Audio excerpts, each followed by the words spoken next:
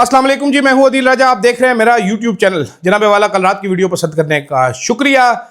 मैंने आपको बताया किस तरीके से अली अमीन गंडापुर साहब ने वोट डाले, कैसे ये सारा गैर जमहूरी, गैर कानूनी, गैर इखलाकी खेल किया गया। कहानी को आगे बढ़ाएंगे। आज एक बड़ा इंकशाफ करेंगे कि मिर्जा अफरीदी को टिकट किसने दिया। रोला पड़ चुका है, ये रोला फैलेगा। तहरीक इंसाफ की तारीफ करूंगा मैं। मजेदार डिस्कशन है जो तहरीक इंसाफ के अंदर हो रही है। कल रात को मैंने ट्वीट नहीं किया, मैंने कहा तहरीक इंसाफ को एक दिन सेलिब्रेट करना चाहिए, तो हमने इनकी जो भी डिस्कशन थी वो ट्वीट नहीं की। लेकिन आपको बताता हूं एक्सक्लूसिवली खबर, बड़ी इंटरेस्टिंग खबर, बहुत ही दिलचस्प खबर आपको सुनाता हूं। साथ साथ जनाबे वाला, कैसे एक और सेनेटर मुंतखब किया जा सकता था। जो लोग कह रहे हैं कि अगर हम ये ना करते, इस तरह करते, तो मुराद सईद को वोट ना पड़ता, वो भी आपको समझाता हूं कैसे हो सकता था।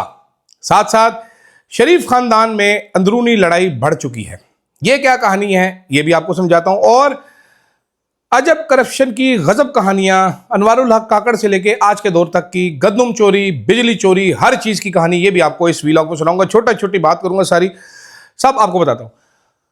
सबसे पहले तो आपने सब्सक्राइब जरूर करना है। ये आपको इस खोपड़े की कसम, जो कि फटा हुआ है थोड़ा सा, आप देख सकते हैं, ये गोली लगी हुई इस खोपड़े को, इस गोली भी लगे हुए खोपड़े की कसम। कल आपने मछली की जान बचाई, आज आपने इस खोपड़ी को बचाना है। शुरू करते हैं जनाब गंडापुर साहब, उन्होंने हाथ खड़े कर दिए। इतनी तनकीद हुई है, इतनी तनकीद हुई है, जो कल सेनेट का इलेक्शन हुआ वो भी कंट्रोवर्शियल हो गए। अब गंडापुर साहब ने कल रात को तहरीक इंसाफ की, अब मैं कमेटी का एग्जैक्ट नाम नहीं बताऊंगा, फिर ये दुखी हो जाते हैं सारे, उधर एक पैगाम भेजा है। मेरे पास वो मौजूद है। मैं इज्जत रख रहा हूं पार्टी की, इन लोगों की, और नहीं बता रहा कि वो पैगाम वॉइस नोट था या वो लिख के भेजा, क्या पैगाम था। लेकिन उस पैगाम का लुब्बे लुबाब ये था कि मिर्जा अफरीदी के बारे में मुझे क्या कहते हो यार। सेनेट में जो आपका लीडर है, जो पार्लिमानी लीडर है सेनेट में, जो आपका वो लीडर ऑफ द पता नहीं क्या है, शिबली फराज साहब की तरफ उन्होंने इशारा किया कि भाई इन्होंने डिसाइड किया है मिर्जा अफरीदी का टिकट, मुझे क्या कहते हो। मैंने मिर्जा अफरीदी का टिकट नहीं डिसाइड किया। तो जनाबे वाला, पहले तो डिपार्चर आया है बहुत बड़ा, और अली अमीन गंडापुर साहब ने शिबली फराज साहब पे ओनस रख दिया है। अली अमीन गंडापुर ने डिपार्ट किया है उस मौकफ से कि जनाबे वाला मिर्जा अफरीदी का नाम इमरान खान ने भेजा था। अब अली अमीन गंडापुर साहब का कहना है कि शिबली फराज साहब ने डिसाइड किया है, मैं तो सेनेट के टिकट नहीं डिसाइड कर रहा, शिबली फराज साहब ने डिसाइड किया।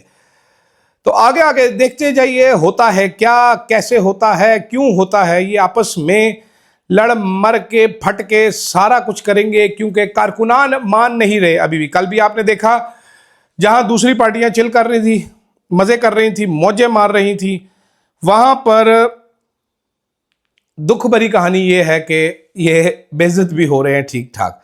इसी दुख भरी कहानी में एक और कहानी शामिल करते हैं। कल तहरीक इंसाफ के ग्रुपों में यह भी डिस्कस हुआ, जो पार्टी मीटिंग है उसमें रिफ्लेक्ट किया गया, ये अच्छी चीज एक आ रही है, ये तारीफ करनी बनती है। रिफ्लेक्ट किया गया कि what did we do wrong. इन्होंने वोट काउंट किए। इन्होंने कहा जनाब 18 वोट चाहिए थे मुराद सईद को सेनेटर बनने के लिए, आपने 26 डलवाए। 26 एमपीएस को आपने पाबंद किया कि आपने मुराद सईद को वोट डालना, ताकि कोई 1, 2, 4 स्लिप भी हो जाए तो मुराद सईद की सीट सेफ रहे। बिल्कुल ठीक है। इसी तरह आपने फैसल जावेद को 22 डाल गए, मिर्जा अफरीदी को 21 डाल गए, नूर अल कादरी को 21 डाल गए। कुल 18 वोट आपके पास, वैलिड 18 वोट एक्स्ट्रा थे। ये 18 वोट एक और सेनेटर को मुंतखब करवाने के लिए काफी थे। करना आपने क्या था जनाब?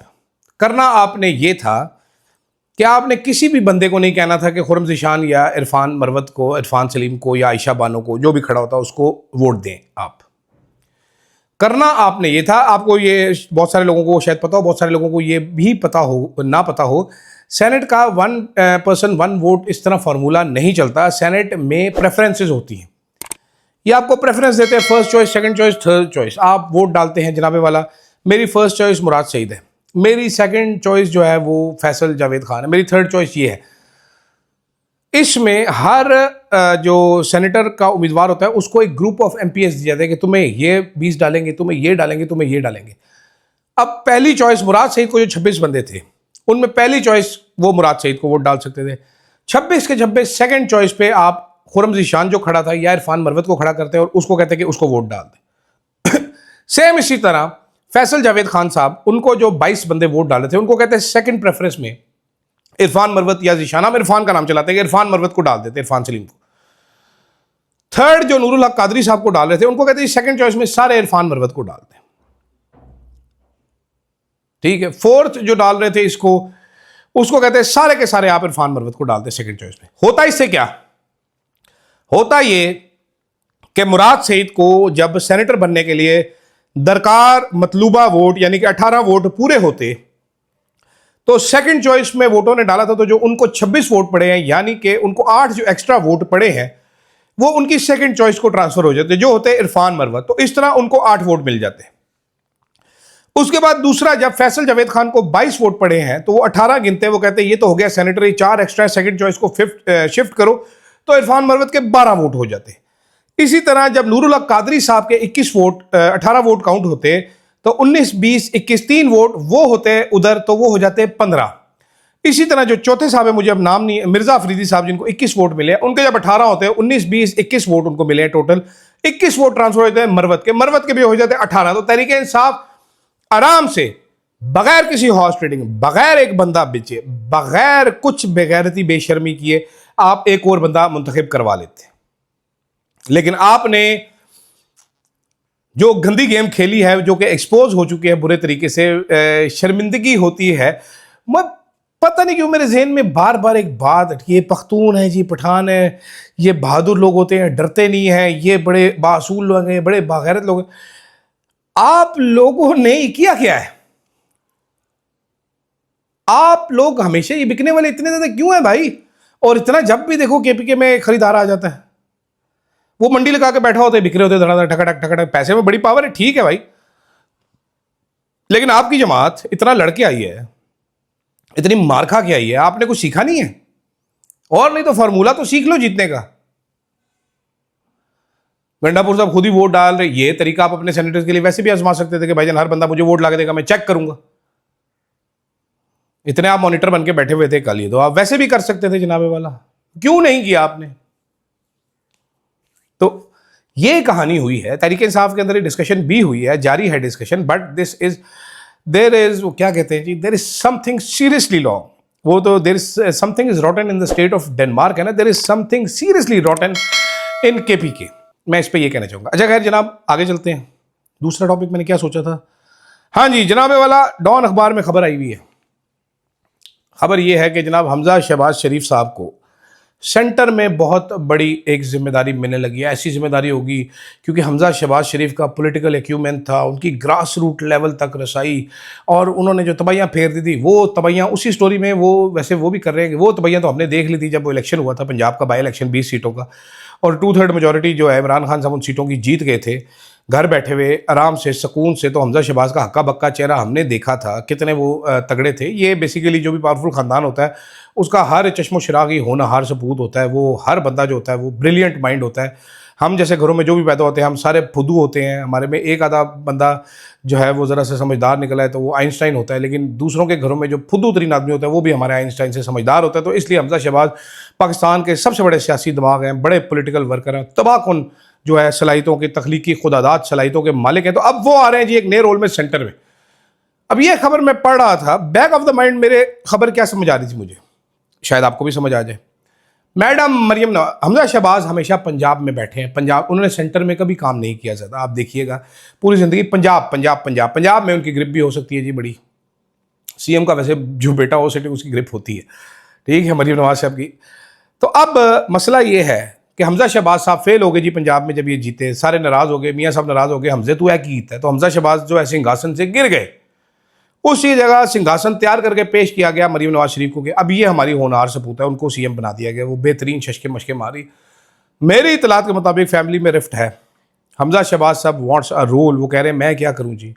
अब राना सनाउल्लाह, परवेज़ रशीद साहब कहते हैं कि हमजा शहबाज को अगर अपनी सियासत करनी है तो उसको मरीम से 2 कदम पीछे होकर उसको बॉस समझ के आगे चलना पड़ेगा, क्योंकि पार्टी ज़हनी तौर पर मैडम मरीम नवाज शरीफ को अपना बॉस तस्लीम कर चुकी है, हमजा शहबाज को वो नहीं करेंगे।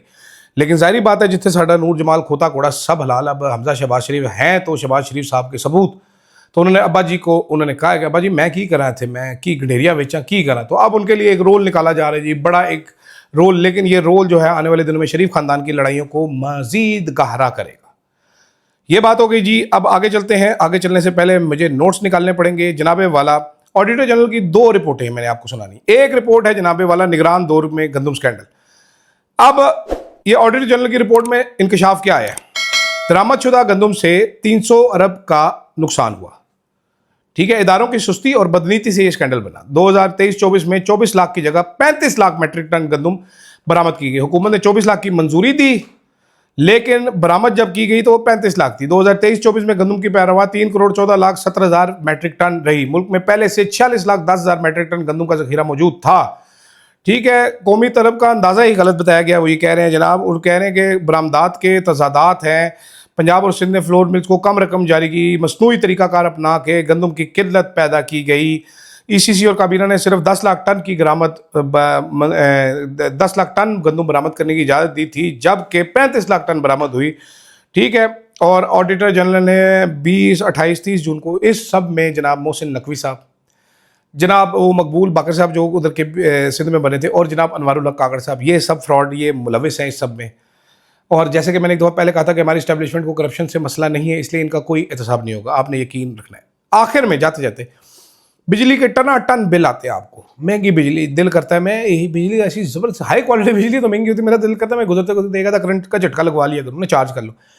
उन्होंने कहा जी 8 कंपनियों ने 244 अरब रुपए की ओवर बिलिंग की है। ठीक है, अपनी लाइन लॉसेस, अपनी नाकिसकर्दगी को, कारकर्दगी को छुपाने के लिए ओवर बिलिंग की है। ठीक है, इसमें आपका अगर घर है जनाबे वाला, अच्छा, इन अफसरान के खिलाफ कोई कार्रवाई भी नहीं की गई। ठीक है, देहातों में कोयटा वालों ने किया है, ये पंजाब वालों ने किया है जनाबे वाला। 8 कंपनियों से वजाहत मांगी गई है। रिपोर्ट के मुताबिक सिर्फ गलत रीडिंग की बाद में सार्फिन को 5.29 बिलियन रुपीज़ की ओवर बिलिंग की रीफंड की जा चुकी है, बल्कि 2.18 मल्टी क्रेडिट एडजस्टमेंट भी की जा चुकी है। इसके बावजूद 244 बिलियन ओवर बिलिंग की गई है। आपको 244 अरब, तकरीबन 250 अरब की ओवर बिलिंग की गई। ये हमारे इदारे हैं बेहतरीन, कारकर्दगी सुपरसोनिक। ये मुल्क को आगे लेके जाएगी हुकूमत, ये मुल्क चलेगा। ये लूट मार का जो बाजार गर्म है, इसको रोकने वाला कोई नहीं है, इनका हाथ रोकने वाला कोई नहीं है। मौजें लगी हुई हैं जनाब। इस वक्त एक बहता दरिया है जिसका दिल कर रहा है वो हाथ धो के पाक साफ हो रहा है। फिलहाल के लिए इतना ही, इजाज़त दीजिएगा। अल्लाह हाफ़िज़।